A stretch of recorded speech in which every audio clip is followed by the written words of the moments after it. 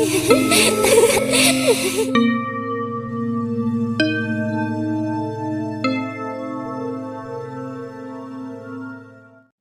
terkejutnya ketika polisi melihat tubuh David terbaring tak bernyawa di situ. Dan dada yang sebelah kiri itu membusuk. Di sini warga setempat malah mendapat teror dari pocong yang menyerupai almarhum David dengan kondisi dada yang bolong.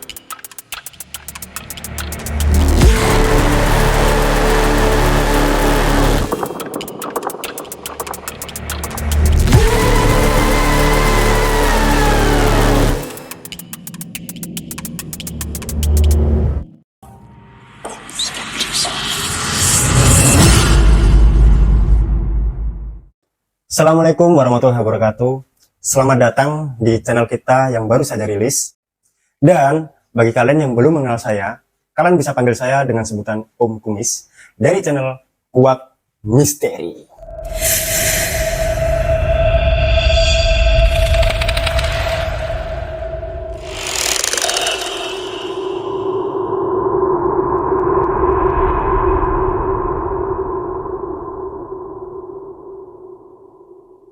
Tentunya, saya berdoa agar selalu dalam perlindungan Allah SWT dan terlimpahkan rezekinya serta tetap sehat selalu.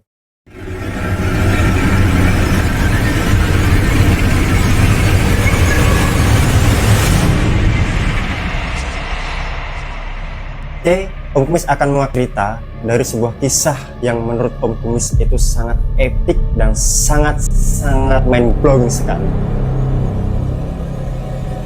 Di mana ada salah satu desa yang diteror oleh sosok potong bolong.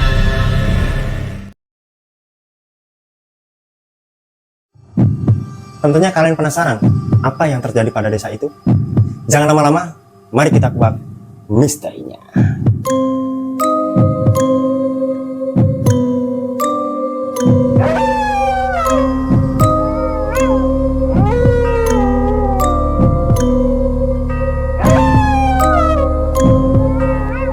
Cerita kali ini berasal dari salah satu daerah di Jawa Timur yang dimana letak aslinya kita samarkan. Dan kisah ini diangkat dari kisah nyata yang terjadi di daerah salah satu dari kru kita. Agar privasi ini tetap terjaga, kita semua sepakat untuk menyamarkan nama-nama tokoh yang ada dalam cerita ini menjadi nama samaran.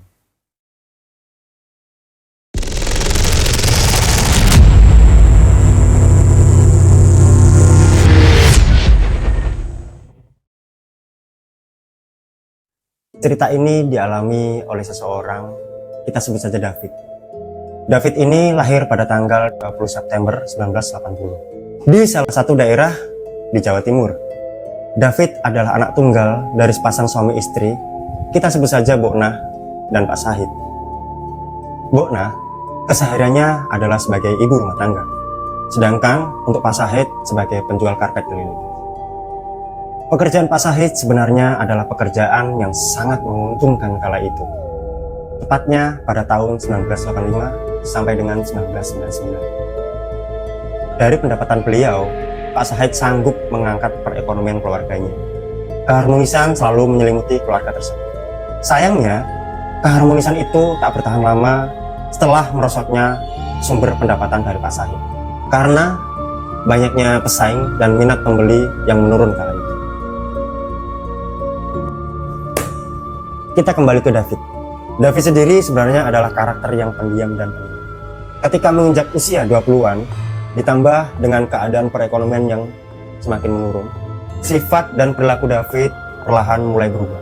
Menjadi suka membantah, berjudi, minum minuman beralkohol. Orang tuanya David pun berpikir bahwasanya David salah dalam pergaulan. Khawatir dengan masa depan anak satu-satunya, Boknah pun berinisiatif untuk mencarikan pekerjaan yang layak untuk anaknya. Pada suatu hari, ketika Boknah sedang berkunjung di salah satu saudaranya, Boknah mendapatkan informasi bahwa ada lowongan pekerjaan di salah satu perusahaan ternama di kota tersebut untuk David. Senang mendengar berita itu, Boknah tidak sabar untuk cepat pulang dan memberitahu anaknya tentang lowongan pekerjaan tersebut. Bona pun semakin gembira saat David menyetujuinya. Tapi karena masuk di perusahaan itu pun tidak mudah, akhirnya Bona dan Pak Said sepakat untuk menjual sawah demi masa depan putra kesayangannya, dan sebagian untuk membeli mobil pick up untuk menunjang pekerjaan Pak Said.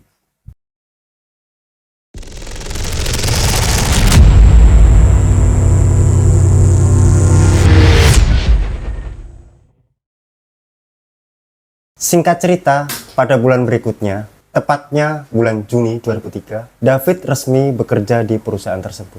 Selama bekerja, kehidupan David dan keluarganya perlahan mulai membaik.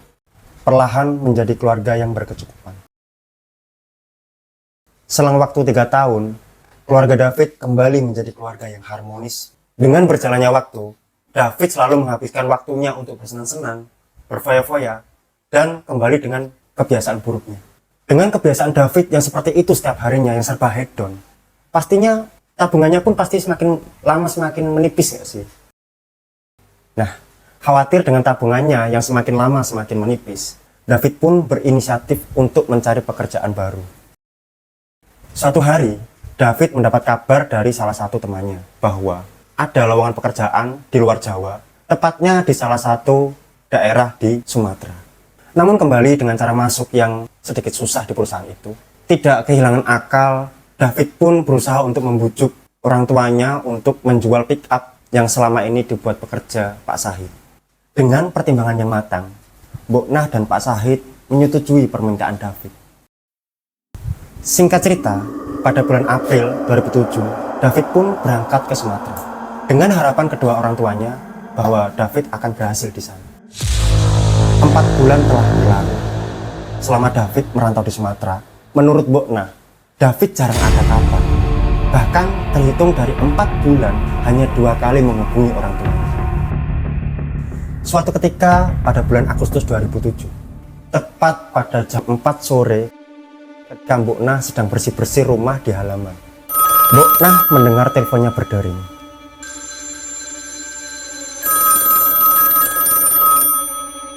Dan tepat saat Bona mengangkat telepon itu, betapa kagetnya Bona mengetahui bahwasannya telepon itu dari pihak kepolisian yang memberitahukan bahwa anaknya David telah meninggal dunia 2 minggu yang lalu karena overdosis. Ternyata selama David di Sumatera, ia tidak benar-benar bekerja. Kesehariannya hanyalah berfoya-foya, minum minuman keras, mengkonsumsi obat-obatan terlarang, bahkan main perempuan. Dan David juga memiliki banyak hutang dari teman-temannya di sana. Nominal hutangnya pun sangat fantastis, mencapai 23 juta. Nominal sangat besar kala itu. Dengan hutang segitu banyaknya, David pun merasa depresi karena banyak yang menagih hutang, apalagi ditambah dia sedang tidak bekerja saat itu. Akhirnya si David melampiaskan depresinya itu dengan mengkonsumsi obat-obatan terlarang, sehingga mengakibatkan dia overdosis dan meninggal dunia. Jasadnya baru terungkap setelah 10 hari oleh tetangga kamar kosnya, sebut saja Mas Heri. Karena Mas Heri mencium bau yang sangat menyengat, Mas Heri pun melaporkannya ke pemilik kos dan menghampiri sumber bau tersebut.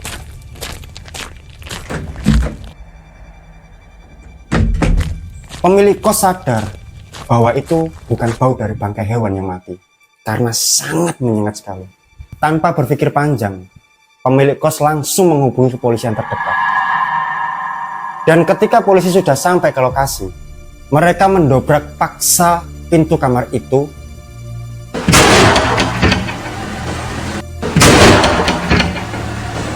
Alangkah terkejutnya ketika polisi melihat tubuh David terbaring tak bernyawa di situ. Dengan kondisi yang sangat mengenaskan, hanya memakai celana pendek dan dada yang sebelah kiri itu membusuk.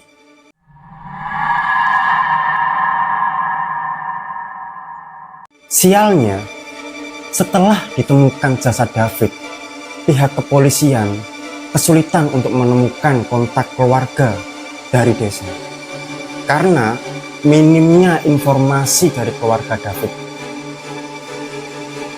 Setelah 4 hari pencarian, nah ini nih, setelah 4 hari pencarian ya, polisi pun berhasil menemukan kontak keluarga dari David. Dikarenakan ada seseorang yang mau menagih hutang di kamar kosnya. Dari situlah polisi menemukan kontak keluarga yang ada di desa.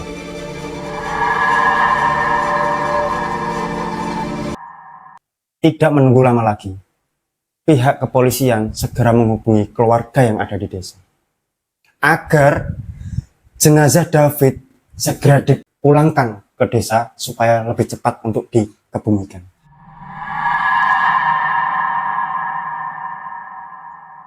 Singkat cerita, ketika jenazahnya David sudah sampai di kampung halamannya dan ketika mau proses untuk pemakamannya, keluarga David mendapati hal-hal yang sangat aneh di situ. Keanehan yang pertama, ketika jenazah ingin dikuburkan ke liang lahat, ukuran kuburannya tiba-tiba tidak sesuai. Padahal sudah beberapa kali diukur dan dicek, tetap saja tidak sesuai. Terhitung sudah 3 kali pengukuran, dan akhirnya yang ketiga kalinya jenazahnya David pas di liang lahat itu. Tidak sampai di situ saja. Untuk keanehan kedua, ketika jenazah David itu akan dimasukkan ke liang lahat nih, tiba-tiba warga setempat itu menemukan bahwa kain kafan yang dibungkus dengan jasadnya David itu basah separuh. Misal nih, kain kafan ya, ini separuh ke bawah ini basah, separuh ke bawah ini basah, atas kering. Padahal dari segi penglihatannya warga tidak ada tanda-tanda kain itu basah, kering pada normalnya. Setelah kejadian itu, warga memutuskan untuk meminta saran kepada sesepuh yang kebetulan ada di sana, dan beliau mengatakan untuk tetap menguburkan jenazah dengan kondisi yang masih seperti itu, karena di pandangan beliau kain kafan yang membalut jenazahnya David itu sebenarnya tidak benar-benar basah atau bisa dibilang kering. Dan alhamdulillahnya jenazah David berhasil dimakamkan.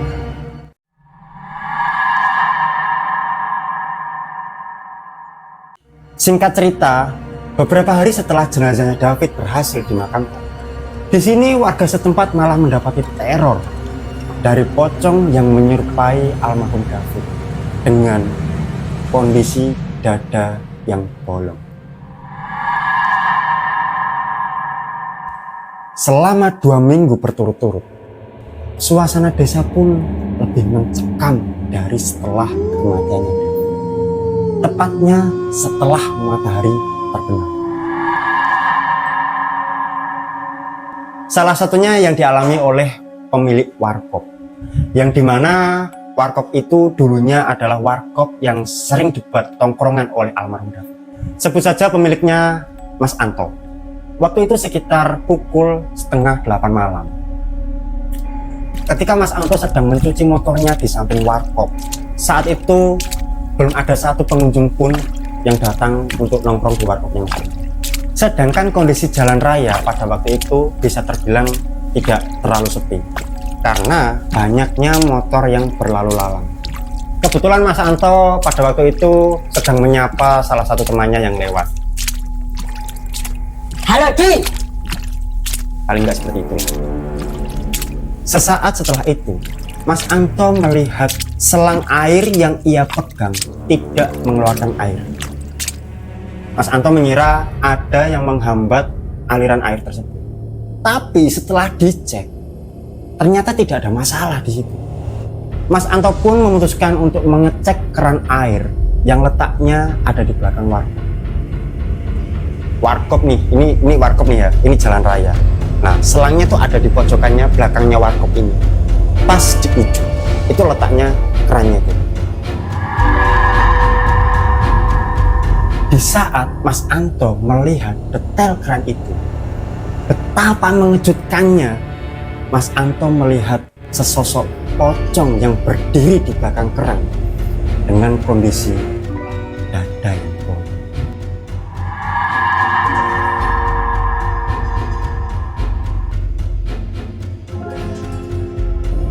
Dan Mas Anto mendengar suara rintihan dari sosok itu. Tolong Mas. Tanpa pikir panjang, Tolong, Mas Anto lari terbirit-birit. Tolong. Dari situlah berita mengenai pocong yang dada bolong itu mulai menyebar.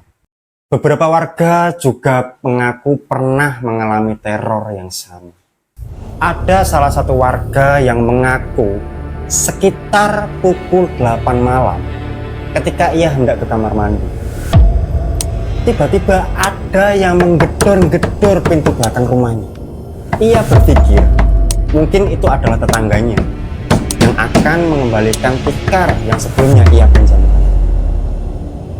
Tapi pada saat pintu itu dibuka,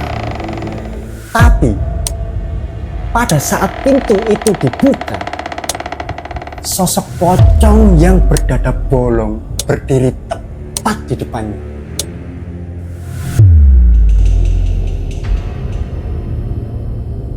Dengan suara rintihan yang sama. Tolong Mas. Tolong Mas. Tolong. Melihat sosok yang berdiri tepat di depannya, sontak ia berteriak keras. Dan hanya bisa memejamkan matanya. Karena ia merasa tubuhnya kaku, tidak bisa digerakkan, nge-freeze. Karena saking takutnya. Dan tak lama kemudian, sosok itu menghilang.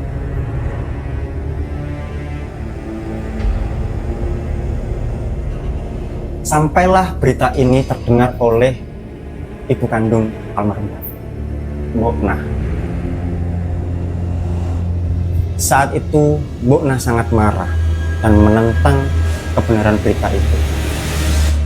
Ia tidak rela bahwasanya almarhum anaknya menjadi buah bibir di desa itu. Melihat Mbok Nah dengan kemarahan dan ketidaksukaan kepada warga, akhirnya Pak Sahid membuka omongan bahwa semalam ketika Pak Sahid hendak mengambil terpal di depan rumah, Pak Sahid juga melihat pocong itu. Sesosok pocong yang menyerupai almarhum anaknya dengan kondisi dada yang bolong.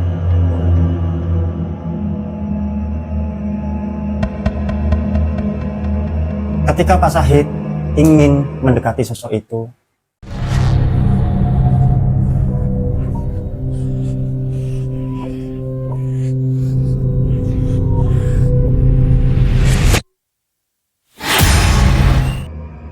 sesaat kemudian sosok itu menghilang. Khawatir dengan teror yang terus-menerus jadi bahan omongan warga, Pak Sahid sekeluarga sepakat untuk mencari orang pintar yang tahu hal-hal seperti ini, berharap agar teror ini segera dihentikan. Pak Sahid pun setuju untuk mendatangkan salah satu orang, di mana orang itu adalah orang yang terkenal hebat dan terkenal bisa mengatasi hal seperti ini yang didatangkan dari salah satu daerah di Jawa Tengah. Singkat cerita, tibalah beliau di kediaman Pak Sahid. Kita sebut saja Mbah Soleh. Diceritakannya Mbah Soleh dari saat kematiannya hingga terjadinya teror yang menimpa desa itu. Seketika Mbah Soleh terdiam beberapa saat setelah mendengar kebenaran dari cerita. Dan di saat Mbah Soleh sudah mulai mengerti apa yang sebenarnya terjadi, Mbah Soleh berkata, sebelumnya jangan pernah bertanya beliau siapa, karena putramu telah menyinggung seorang yang dimuliakan oleh Allah Subhanahu wa Ta'ala. Carilah orang itu dan meminta maaflah.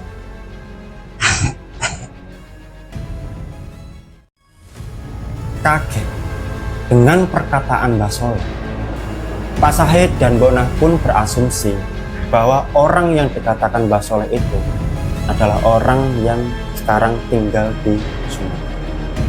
Pak Sahid pun dengan cepat segera menghubungi salah satu orang yang sebelumnya pernah berkomunikasi dengannya di saat jenazah David ditemukan. Setelah obrolan panjang, akhirnya Pak Sahid pun mengetahui kebenarannya bahwa dulunya David telah menyinggung seorang kiai yang ada di kompleks yang dekat dengan tempat tinggalnya. Malam itu David sedang dipengaruhi obat-obatan terlarang dan tidak sengaja bertemu dengan seorang kiai. Dengan sopan, kiai itu mengingatkan David tentang ajaran-ajaran yang baik. Tapi buruknya David malah meludahi kiai itu dan memukulinya. Setelah mengetahui kebenarannya, Pak Sahid memutuskan untuk berkunjung di kediaman beliau untuk bersilaturahmi dan juga untuk meminta maaf kepada beliau tentang apa yang dilakukan almarhum David sebelumnya. Singkat cerita, setelah Pak Sahid berkunjung di kediaman beliau dan meminta maaf, menurut apa yang dikatakan Mbah Soleh, Pak Sahid sekeluarga harus mengadakan doa bersama 3 hari di makam almarhum dan 3 hari di rumah. Oke, selesai sudah video kita untuk hari ini. Terima kasih sudah menonton. Jika kalian suka videonya, jangan lupa like dan subscribe. Bagi kalian sobat kumis yang punya cerita horor dan ingin cerita kalian kita upload di video berikutnya, kirim ke alamat email di bawah ini. Dukung terus channel kita dan aktifkan terus notifikasinya agar tidak ketinggalan video kita selanjutnya hanya di channel Kuat Misteri.